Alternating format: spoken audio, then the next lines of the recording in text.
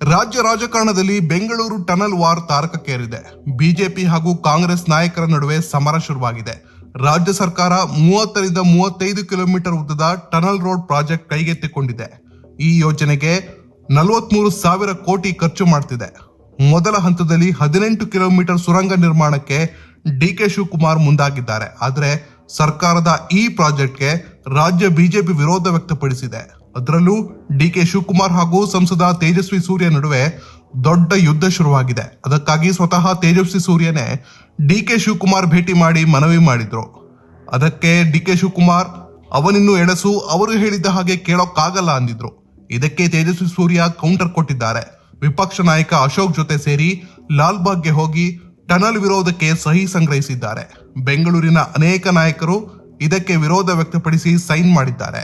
ಈ ಮೂಲಕ Tejasvi Surya DK ಶಿವಕುಮಾರ್ಗೆ counter ಕೊಟ್ಟಿದ್ದಾರೆ. ನಾವು ಮೊದಲನೇ ದಿವಸದಿಂದ ಈಗಾಗಲೇ ಒಂದು 4 ತಿಂಗಳಿಂದ ವಿರೋಧ ಮಾಡ್ತಾ ಇದ್ದೀವಿ. ಸರ್ಕಾರ ಬೆಂಗಳೂರಿನಲ್ಲಿ ಕಾರ್ ಉಪಯೋಗಿಸುವಂತದ್ದು 12% ಜನ. ಆ 12% ಜನ ಉಪಯೋಗ ಆಗುವಂತ, ಅದು ತಿಂಗಳಿಗೆ 20,000 ರೂಪಾಯಿ ಟೋಲ್ ಕಟ್ಟಿ ಉಪಯೋಗಿಸಕ್ಕಾಗುವಂತ ಒಂದು VIP ಕಾರಿಡಾರ್ ಅನ್ನ ರಾಜ್ಯ ಸರ್ಕಾರ ನಿರ್ಮಾಣ ಮಾಡಬಹುದು. ಇದಕ್ಕೆ ಬೆಂಗಳೂರಿನ ಬೇರೆ ಬೇರೆ ಪಾರ್ಕ್ ಗಳನ್ನ, ಕೆರೆಗಳನ್ನ ಹುಡುಕಿದ್ದಾರೆ ಎಂಟ್ರಿಗೆ, ಎಕ್ಸಿಟ್. ಇದು ಒಂದು ದಿವಸ ಲಾಲ್ಬಾಗ್ ಅಂತಾರೆ, ಇನ್ನೊಂದು ದಿವಸ ಅಲ್ಲಿ ಸ್ಯಾಂಕಿ ಟ್ಯಾಂಕ್ ಅಂತಾರೆ, ಇನ್ನೊಂದು ದಿವಸ ಕೃಷ್ಣರಾವ್ ಪಾರ್ಕ್ ಅಂತಾರೆ. ಅಲ್ಲಿ ಬಂದು ಸರ್ವೆ ಮಾಡಿದ್ದಾರೆ. ಒಂಥರ ನಾಗರಾವಿನ ಹೆಡೆ ಇದ್ದಂಗೆ ಇದು. ಇದ್ರ ಎಂಟ್ರಿ ಎಕ್ಸಿಟ್ ಎಲ್ಲಿ ಬರುತ್ತೆ, ಎಲ್ಲಿ ಕೊಕ್ಕತ್ತೆ ಇವತ್ತು ಗೊತ್ತಾಗ್ತಾ ಇದೆ. ಯಾವ ಪಾರ್ಕಿಗಾದ್ರೂ ಬರ್ಬೋದು, ಯಾವ ಕೆರೆಗೆ ಹತ್ರನಾದ್ರೂ ಬರ್ಬೋದು. ಇದು ಆ ತರದ್ದು ಒಂದು ಪ್ರಾಜೆಕ್ಟ್ ಅನ್ನ ಇವತ್ತು ರಾಜ್ಯ ಸರ್ಕಾರ ಇಲ್ಲಿ ಬಂದಿದೆ. ಇಲ್ಲಿ ಅಧಿಕಾರಿಗಳಿಗೆ, ಇದ್ರ ಸಂಬಂಧಪಟ್ಟಂತವರಿಗೆ ಯಾವುದೇ ಪ್ರಶ್ನೆ ಕೇಳಿದ್ರು ಅವ್ರಿಗೆ ಯಾವುದಕ್ಕೂ ಉತ್ತರ ಇಲ್ಲ. ಎನ್ವಿರಾನ್ಮೆಂಟ್ ಪರ್ಮಿಷನ್ ತಗೊಂಡಿದ್ದೀರಾ, geological survey of India permission ತಗೊಂಡಿದ್ದೀರಾ, ಅಸೆಸ್ಮೆಂಟ್ ಮಾಡಿದ್ದೀರಾ, ಹೈಡ್ರೋಲಾಜಿಕಲ್ ಸರ್ವೆ ಮಾಡಿದ್ದೀರಾ, ಯಾವುದೂ ಇಲ್ಲ. ಆದ್ರೆ ಆಗ್ಲೇ ಟೆಂಡರ್ ಕರೆದಿದ್ದಾರೆ. ಇದನ್ನು ನಾವು ಮಾಡಬೇಕು ಅನ್ನುವಂತ ಹಠಕ್ಕೆ ರಾಜ್ಯ ಸರ್ಕಾರ ಬಿದ್ದಿದೆ.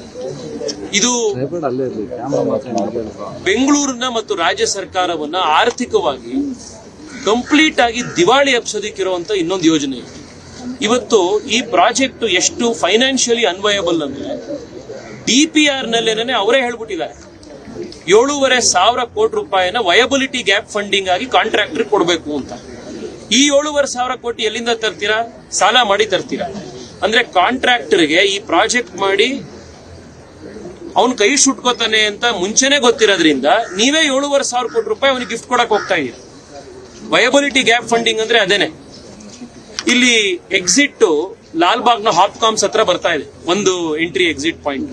ನಾನು ರಾಜ್ಯ ಸರ್ಕಾರಕ್ಕೆ, ಮುಖ್ಯಮಂತ್ರಿಗಳಿಗೆ, ಉಪಮುಖ್ಯಮಂತ್ರಿಗಳಿಗೆ ಮನವಿ ಮಾಡ್ತೀನಿ, ನಿಮ್ಮ ಅಧಿಕಾರಿಗಳಿಗೆ ಕಳಿಸಿ ಆ ಹಾಪ್ಕಾಮ್ಸ್ ಎದುರುಗಡೆ BBMPಯ ಚಿತಾಗಾರ ಇದೆ. ಒಂದ್ಸತಿ ಅಲ್ಲಿ ಚಿತಾಗಾರದಲ್ಲಿ ಕೆಲಸ ಮಾಡ್ತಾ ಇರುವಂತ ಕೆಲಸಗಾರರು ಹೋಗಿ ಕೇಳಿ, ಅವ್ರಿಗೆ ಸಂಬಳ ಬಂದು ಎಷ್ಟು ದಿವಸ ಆಯ್ತು ಅಂತ. 1.5-2 ವರ್ಷದಿಂದ ಮಶಾಣದಲ್ಲಿ, ಚಿತಾಗಾರದಲ್ಲಿ ಕೆಲಸ ಮಾಡ್ತಾ ಇರುವಂತ ಕಾರ್ಮಿಕರಿಗೆ ನೀವು ಸಂಬಳ ಕೊಟ್ಟಿಲ್ಲ. 7,500 ಕೋಟಿ ರೂಪಾಯಿ ಯಾವ್ದೋ ಹೊಸ ಕಾಂಟ್ರಾಕ್ಟರ್ಗೆ ಗಿಫ್ಟ್ ಕೊಡಕ್ ರೆಡಿಯಾಗಿದೆ.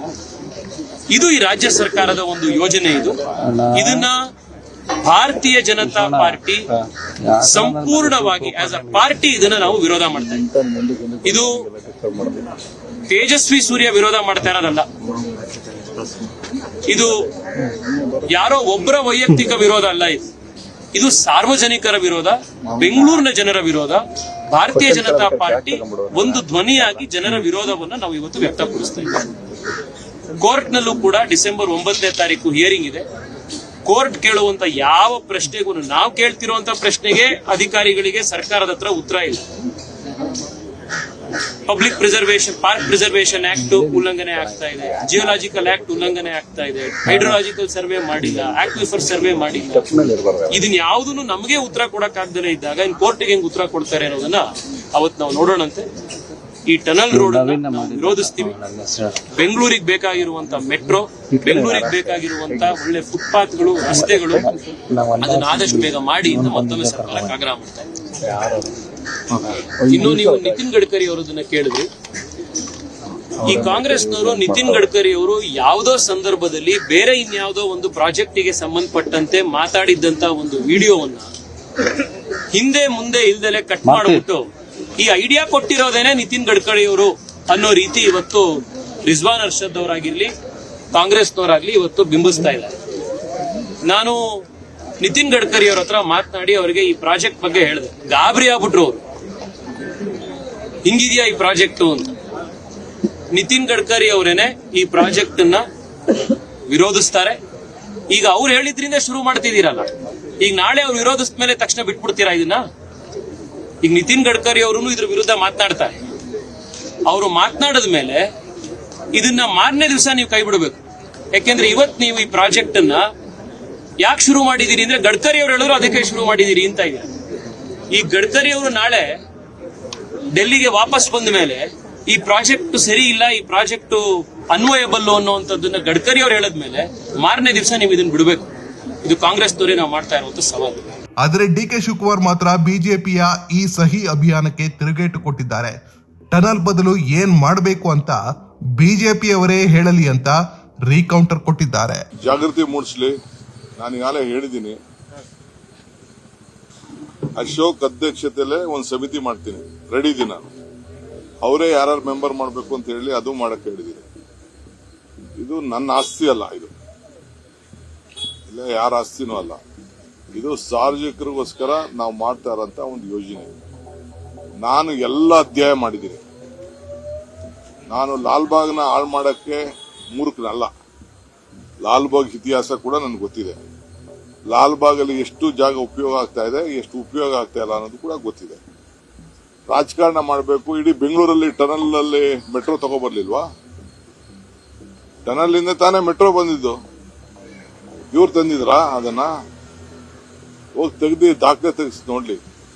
ನಾನು ಅವತ್ತು ಕೃಷ್ಣ ಅವ್ರ ಕಾಲದಲ್ಲಿ ಏನು ಒಂದು ವರದಿ ಏನ್ ಕೊಟ್ಟೆ, ನಾನು 10 ದೇಶಕ್ಕೆ ತಿರುಗ್ಬಿಟ್ಟು ಬಂದು ವರದಿ ಕೊಟ್ಬಿಟ್ಟು, ಆವತ್ತಿನ ಕಾಲದಲ್ಲಿ ಟನಲ್ಲು ಒಂದು ಪ್ರಪೋಸಲ್ ವಾಜಪೇಯಿ ಅವರು ಇದ್ರು, ಅನಂತ್ ಕುಮಾರ್ ಇದ್ರು ಡೆಲ್ಲಿಲಿ. ಕೃಷ್ಣ ಅವರು ನಾವು ಹೋಗಿ ಒಂದು ರಿಪೋರ್ಟ್ ಕೊಟ್ಬಿಟ್ಟು ಅವತ್ತು ಪ್ರಾರಂಭ ಆಯ್ತು. ಇವತ್ತು ನಾವೆಲ್ಲ ಅಧ್ಯಯನ ಮಾಡಿದ್ವಿ. ಅವ್ರಿಗೆ ಯಾವುದೇ ಅಭಿವೃದ್ಧಿ, ಈಗ ಜಾರ್ಜ್ ಅವ್ರ ಕಾಲದಲ್ಲಿ ಇದನ್ನ ಸ್ಟೀಲ್ ಫ್ಲೈಓವರ್ ಮಾಡಬೇಕು ಅಂತ ಒಟ್ಟು ವಿರೋಧ ಮಾಡಿದ್ರು. ಸೊಲ್ಯೂಷನ್ ಏನು?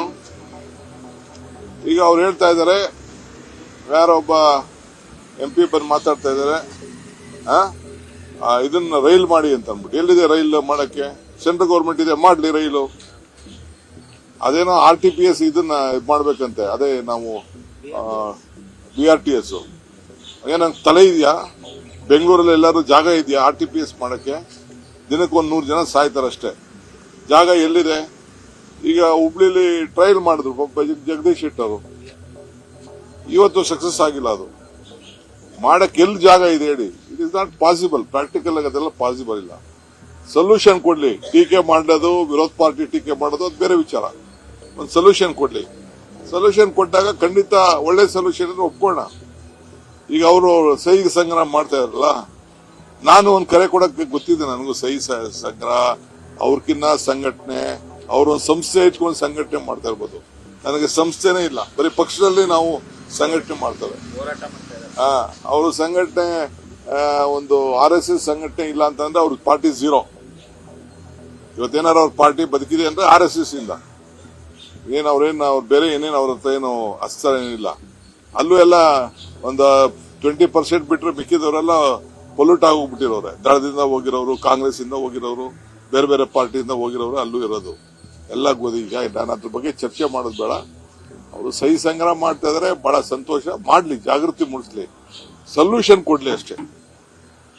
ಏನ್ ಮಾಡಬೇಕು ಅಂತ ಸೊಲ್ಯೂಷನ್ ಕೊಡ್ಲಿ, ಅದ್ರ ಪ್ರಕಾರ ಮಾಡೋಣ.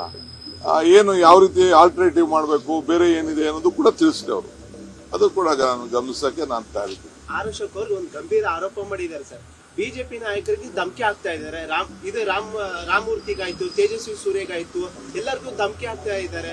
ರಾಮಮೂರ್ತಿಗೆ ಧಮಕಿ ಹಾಕಿ ಪಾಪ ನಮ್ಮ ಹುಡುಗನೇ ಅವನು. ತೇಜಸ್ವಿ ಸೂರ್ಯ ಅವನು ಏನು, ಅವನಿಗೆ ಸ್ವಲ್ಪ ಅವನಿಗಿನ್ನ ಈಗ ನಾನು ಹೇಳ್ಸಂದ್ರೆ ನೀನ್ ತಿರ್ಗಾ ನೀನೇ ನನಗೆ ಹೇಳ್ಕೊಡ್ತಾ ಇದ್ದೀಯ ಹೇಳು ಅಂತ. ಅವ್ನು ದೊಡ್ಡ ಲೀಡ್ರು, ಬಹಳ ಅತಿ ಬುದ್ಧಿವಂತ. ಪಾಪ ಫ್ಲೈಟ್ ಡೋರ್ನೇ ಓಪನ್ ಮಾಡ್ಬಿಟ್ಟಿದ್ರು. ಅಲ್ಲೋಗಿ ಅಮೆರಿಕಾಗ ಹೋಗ್ಬಿಟ್ಟು ಇಂಟರ್ವ್ಯೂ ಇಲ್ದೆ, ಪಾಪ ಅವ್ರ ಪರ್ಮಿಷನ್ ಇಲ್ದೆ, ಪಾಪ ಇವರು ಯಾರು, ವೈಟ್ ಹೌಸ್ ಟ್ರಂಪ್ ಮೀಟ್ ಮಾಡಕ್ ಹೋಗಿ ಅಲ್ಲೆಲ್ಲ ಉಗಿಸ್ಕೊಂಡು ಬಂದಿದ್ದಾರೆ.